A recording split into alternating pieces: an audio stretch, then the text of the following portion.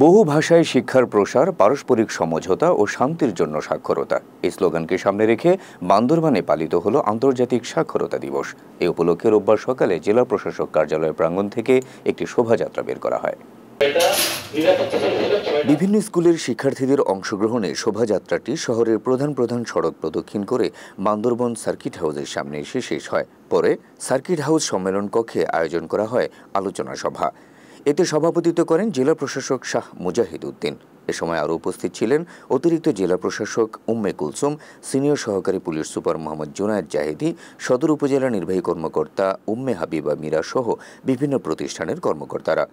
আলোচনা সভায় জেলা প্রশাসক শাহ মুজাহিদ উদ্দিন বিভিন্ন ভাষা শেখার গুরুত্ব তুলে ধরে বক্তব্য রাখেন। এ সময় ভিন্ন ভিন্ন ভাষায় পারদর্শী হতে পারলে কর্মক্ষেত্রে সফলতা অর্জন করা সম্ভব বলেও মন্তব্য করেন তিনি। সভা শেষে চিত্রাঙ্কন প্রতিযোগিতায় বিজয়ী শিক্ষার্থীদের মাঝে পুরস্কার তুলে দেন জেলা প্রশাসক।